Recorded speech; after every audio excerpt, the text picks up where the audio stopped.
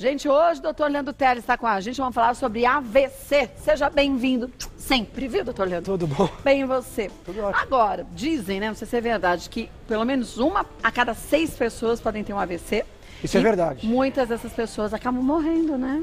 Verdade, AVC é uma coisa muito comum, uma a cada 6 pessoas vai ter um AVC e hoje é uma das principais causas de morte no mundo. Ai, gente, a gente tem mais ou menos por ano 50 milhões de mortes no mundo. 50 milhões? Geral, total. E de AVC, 5 milhões. Então 10% das mortes no mundo são por AVC. Isso torna o AVC a segunda causa de morte. Só perde para infarto. No Brasil, 100 mil mortes por AVC por ano. Nossa. Isso quer dizer que a cada 5 minutos alguém morre por AVC. Mas teria como a gente evitar essas mortes? Tem como evitar, sim. Então, o AVC, ele não acontece do nada, ele pode ser fruto de doenças descompensadas. Então, você investir em saúde pública, você consegue evitar o AVC, porque é uma lesão de órgão-alvo. Tratando diabetes, hipertensão, sedentarismo, distúrbios do colesterol, doenças cardíacas, atendendo rapidamente os pacientes que têm AVC, recuperando, evitando um segundo ou terceiro AVC para as pessoas que já tiveram. Tudo isso é saúde pública e pode diminuir o número de mortes. Bom, vamos ver os nossos mitos e verdades? Ó, dá para você mandar suas perguntas também, viu? AVC ocorre por sangramento no cérebro. Essa frase está imprecisa, isso é um mito. O AVC ele tem 2 tipos. AVC é uma sigla, acidente, apesar que a gente já falou que não é bem um acidente. É fruto, às vezes, de uma negligência com a nossa própria saúde e alguns fatores são modificáveis. Vascular, quer dizer, de vaso, geralmente numa artéria, que é o que nutre o cérebro. Cerebral, no cérebro. Ele tem 2 tipos. Ou você entope uma artéria, aí falta sangue, aquela região morre por falta de glicose, de oxigênio, ou você rompe uma artéria. Então, sangramento é um tipo de AVC. 20% só são por sangramentos. Um vaso que rompe sangra. 80% é por um vaso que entope. E entope do quê? Entope de gordura, aquela placa de ateroma, que pode dar por cigarro, por diabetes, ou pode entupir por um sangue coagulado, que pode coagular na região ou vindo do coração, de outra artéria maior. Mas surgem sintomas, né? Não entendi. Sintomas a pessoa tem? A pessoa, na hora do AVC, ela tem sintoma, um sintoma neurológico agudo. Antes do AVC, às vezes ela não tem aviso. Quando percebe, já teve um AVC. Geralmente, o sintoma já é agudo, paralisia de um lado do corpo, perda de sensibilidade, visão dupla, dificuldade de comunicação. E, geralmente, ele se instala em poucos segundos. É uma coisa de instalação abrupta. E é importante reconhecer, mas mais importante é reconhecer o risco, para evitar a ocorrência do AVC. Vamos ver mais um, mito ou verdade? Doenças clínicas descompensadas são a principal causa de AVC. Absolutamente verdadeiro. Verdade, Falamos do diabetes tipo 1 e 2, hipertensão, a hipertensão crônica e a pessoa não tem aviso. A pessoa está com a pressão alta e não percebe se ela não medir com o aparelho. Aquela história, não, mas eu estou me sentindo bem, tem que medir. Mas não tem pessoas que medem a pressão? Ah, eu meço sempre às 10 horas, por exemplo. Mas a pressão aumenta num outro horário, à noite, por exemplo? Como Pode ela acontecer. não mede, ela acha que está normal? É importante, quando você afere a pressão, que você meça em horários diversos. O médico, quando fica na dúvida, ele até pede um exame que é um mapa, que a pessoa fica 24 horas com a pressão. Porque tem pessoas que têm pressão alta, mais à noite, outros horários. Que ela não é constantemente alta. Exatamente. Né? Outra coisa, colesterol. A gente não sente que o nosso colesterol está alto. Então, a partir dos 40 anos, tem que fazer o exame de check-up, que é medir o colesterol. Se a pessoa tem história familiar, às vezes até antes. Triglicérides, colesterol, são doenças silenciosas. Interromper o tabagismo, evitar o excesso de álcool e drogas, sedentarismo, controlar o IMC, que é o índice de massa corpórea, evitar a obesidade, se alimentar bem, dormir bem, evitar o estresse. Agora, tem alguns fatores, Kátia, que a gente não consegue modificar. Por exemplo, a idade. O envelhecimento é um fator de risco para o AVC. Pessoas acima de 60 anos têm um risco maior. Mas se eu evitar todas as outras doenças, vou minimizando essa chance. Você diminui os fatores modificáveis, o seu risco global é menor. E jovens, às vezes, têm AVC porque tem um risco genético de trombose. Então, quem tem familiares com trombose, jovem, tem que perguntar se pode usar ou não anticoncepcional. Mas tem exame genético que pode fazer, né? Tem exames genéticos. Então, é importante você reconhecer os seus riscos individuais para poder combatê-los antes que ocorra um AVC ou um infarto do coração. Agora, você falou de hipertensão e colesterol alto. Se a gente sabe que os nossos pais têm, os nossos avós tinham, esse já é um sinal de alarme, quer dizer, a gente tem que esperar a doença chegar? Não, tem que evitar, né? Tem que evitar com hábitos de vida saudável, por exemplo, diminuindo o sal, comendo bem, mantendo um bom peso e buscando o médico e avisando desse seu risco genético. Olha, na minha família é uma tendência de doença cardíaca, na minha família tem uma tendência de doenças do tipo câncer, oncológicas. O médico já vai olhar de outra forma. Vamos ver mais uma? Bora.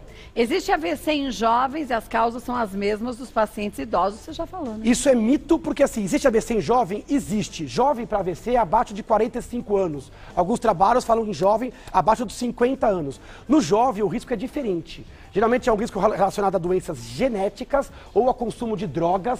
Então, consumo de drogas como crack, problema que a gente está discutindo aqui em São Paulo, né? Com a Cracolândia. Então, crack, cocaína, uso de álcool. Mas mesmo em jovens, existe AVC por pressão alta, principalmente em pessoas de cor negra. Tem um risco maior de pressão alta ou com história familiar. Então, é importante que pode acontecer os mesmos fatores de risco e pode acontecer outros. Gravidez é um fator de risco, o uso de anticoncepcional em pessoas com contraindicação. Então, é importante não fazer uso abusivo de anticoncepcional sem orientação do ginecologista. Então, é importante conhecer. E jovem pode ter em qualquer idade, até bebezinho. Bebê tem AVC? Pós-parto, circular de cordão. Então, existem problemas doenças genéticas também. Então, crianças também podem ter AVC. Mas o quadro ele é mais importante, mais frequente acima dos 45 anos. Puxa, vamos ver mais um? Um AVC sempre leva a sequelas permanentes. O AVC é um evento agudo, grave, pode levar à morte e a sequelas, mas não sempre. Essa palavra a gente até brinca, né? Em medicina e no amor, né? Nem sempre, nem nunca. Então, quando aparece sempre, quase sempre é mito, né? Então, sempre leva a sequela? Não. Para dizer a sequela de um AVC, depende, primeiro, do contexto, qual a idade, qual o contexto, do tamanho, quanto maior o risco de sequela, e da localização. Se o AVC ele acontece numa área do cérebro menos importante, menos eloquente, ele pode não dar tanta sequela. Então o paciente ele pode se recuperar. Então tudo depende da área também que esse AVC acontece. Da área. Se ela acontece em cima da área que eu mexo a minha mão fica fraca e eu percebo o risco de sequela é maior. Mas às vezes não pega em cheio, pega um pouco lateralizado. Tem pessoas que têm AVCs e nem percebe. Só quando vai fazer um exame, fala, nossa, você teve um AVC e não percebeu. Mas não teve sequela nenhuma? Às vezes não teve nem sintoma na hora e nem sequela. Porque pegou uma área do cérebro que não era tão crucial para uma função. O cérebro tem umas áreas que são mais silenciosas, relacionadas às vezes ao raciocínio, a um controle de outra, e não uma área específica da linguagem, da força. Então, não é todo o AVC que dá sequela, não é todo o que dá sintoma, e geralmente aquele que dá sintoma, com a recuperação, pode também melhorar. Tá. A gente tem duas imagens aqui, eu pedi para o Lucimar colocar pra gente, olha. Essa imagem é bacana. Essa é. Olha aqui, olha. Bacana pra gente ver entender. Entender. O terror. Essa imagem, ela é bacana, não é o termo correto, ela é didática. Não, é bacana pra gente olhar e falar, gente, isso pode estar acontecendo comigo, eu nem sei. Aqui, olha, de um lado, a gente tem um exemplo de AVC isquêmico.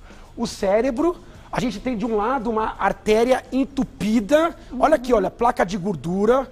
Isso aqui é dentro do vaso que está levando o sangue para o cérebro. O sangue mal consegue passar. O sangue, né? Aqui está a placa de gordura. Como ele passa muito exprimido, uma bela hora ele pode coagular, porque o sangue parado coagula. A gente sabe disso. Então, aqui é um AVC isquêmico. Essa região que é nutrida por esse vaso, ela vai ficar sem oxigênio e sem glicose. E ela pode morrer.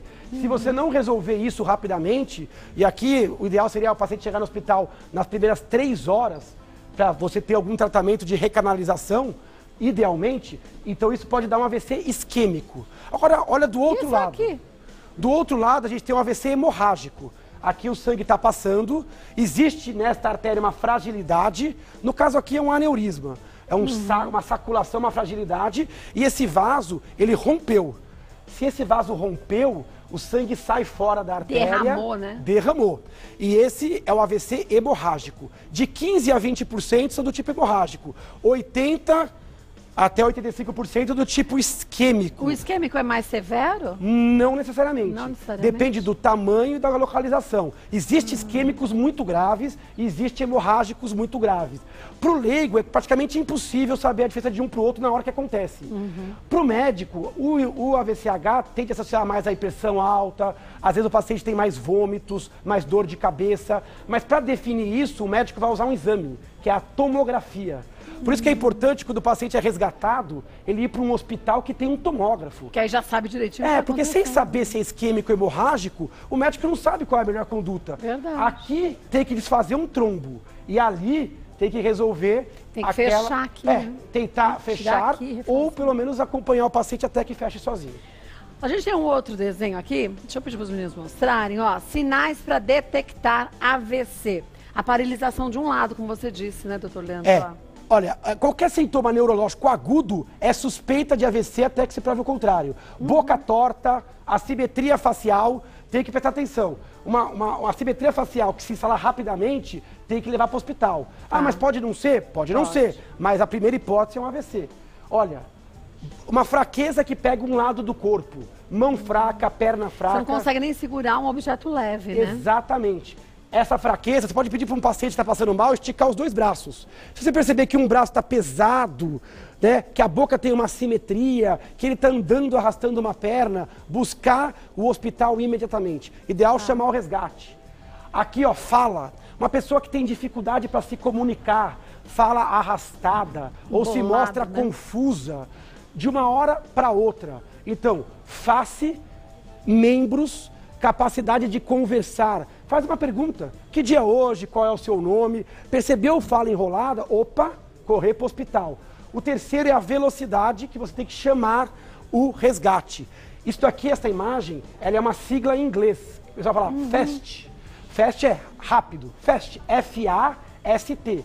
F de face, A de arms, que são braços, speech, que é a linguagem, a fala, e o time, que é o tempo de resgate. Então, se você conhecer esses 4 degraus, você vai reconhecer um AVC e chamar o resgate rapidamente. Mas o resgate tem que acontecer, no máximo, depois de 3 horas. Na verdade, o paciente tem que estar num bom hospital em até 3 horas. Esse é o mundo ideal. Então, tem que reconhecer rápido. A pessoa fica na dúvida, eu levo ou eu chamo o resgate? É melhor chamar o resgate. Porque o resgate, além de driblar o trânsito, ele já leva para o hospital correto. Que é um hospital que tem neurologista de plantão ou de sobreaviso, que tem um tomógrafo.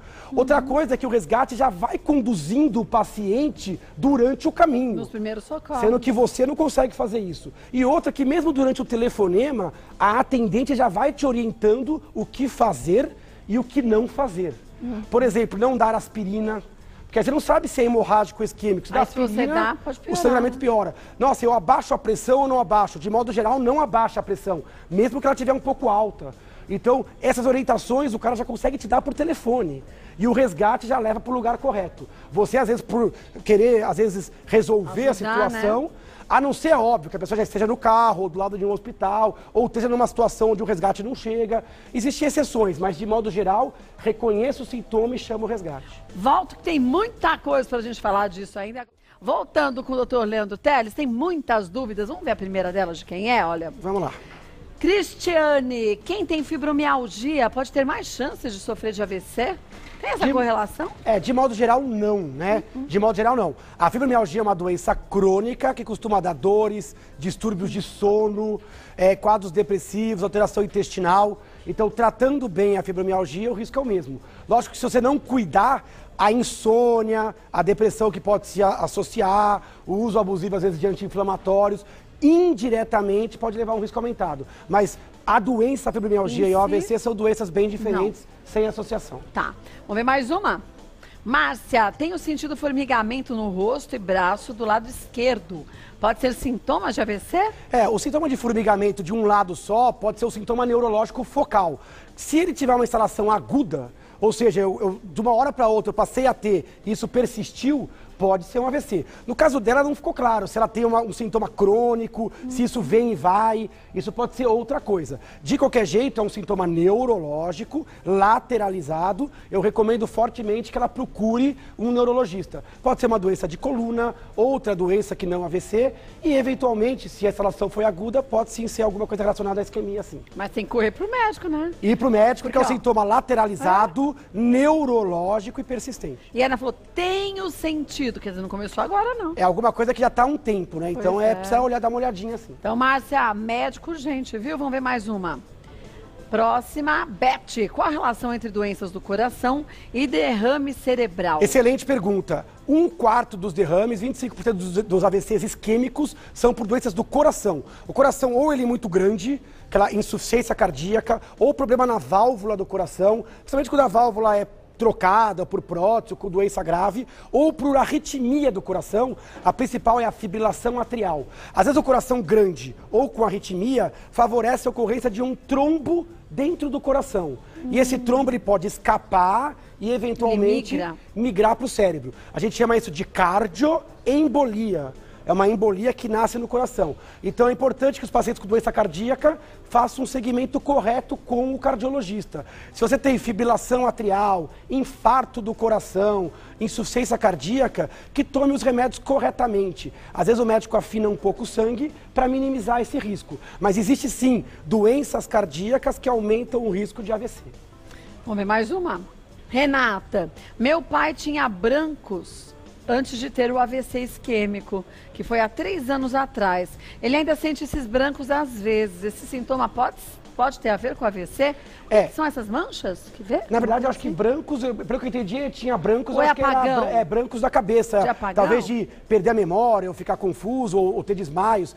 Muito difícil, porque esse termo brancos, ele é muito inespecífico. Existem várias causas para pessoas ter brancos.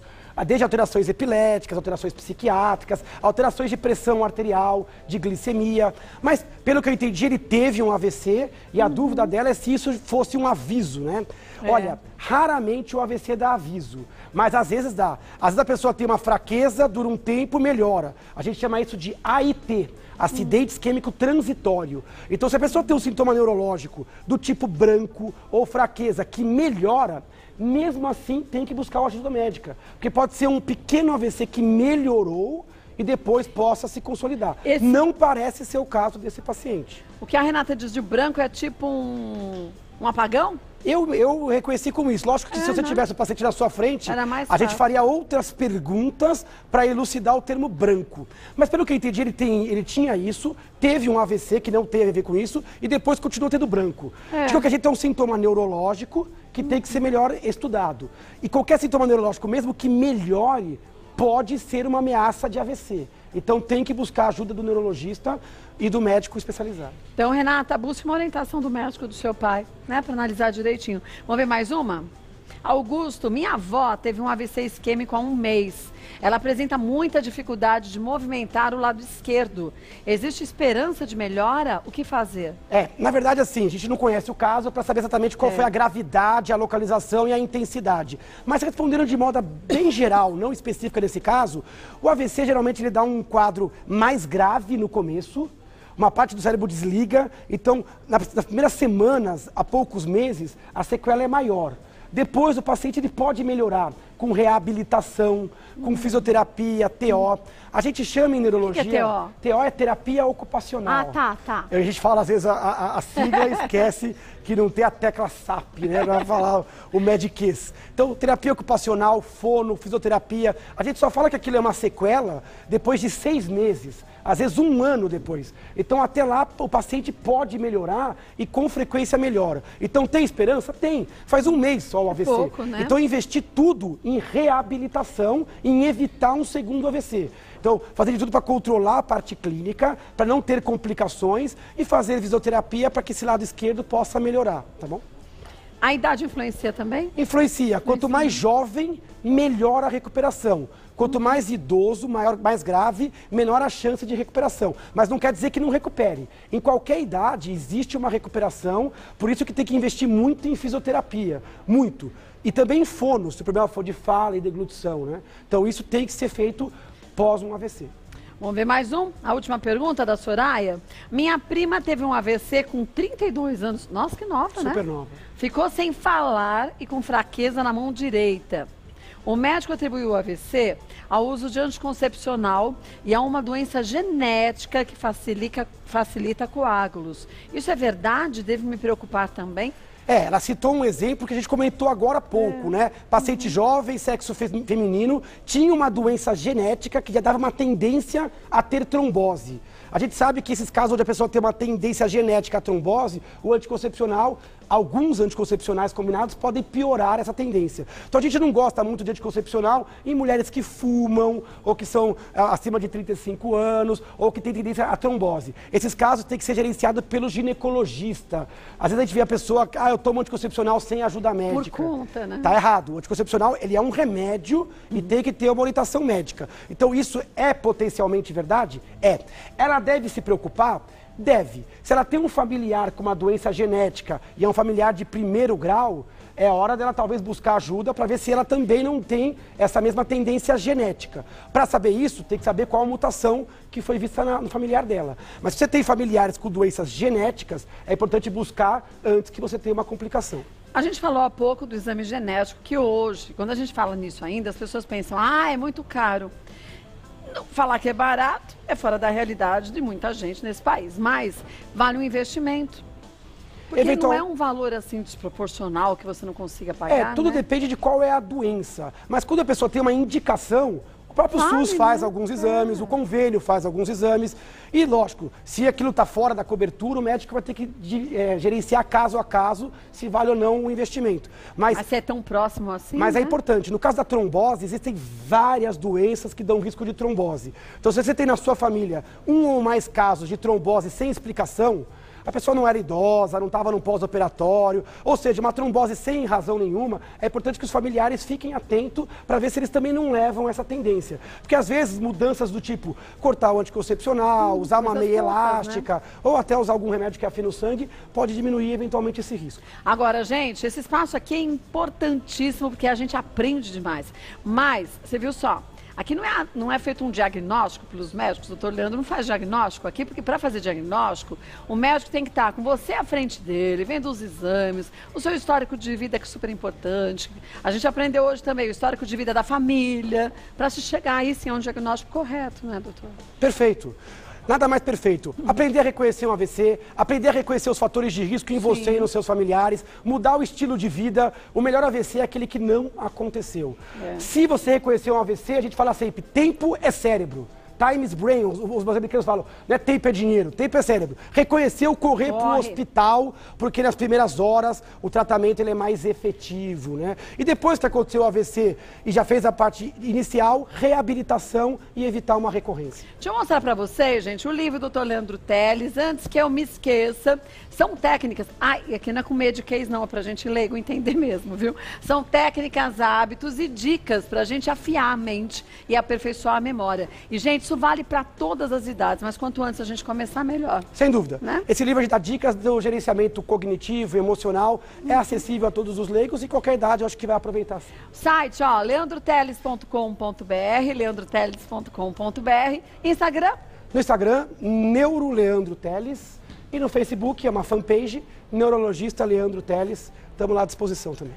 Mas, gente, tenha paciência quando você pergunta alguma coisa, porque ele trabalha demais. Nem fala. Beijo.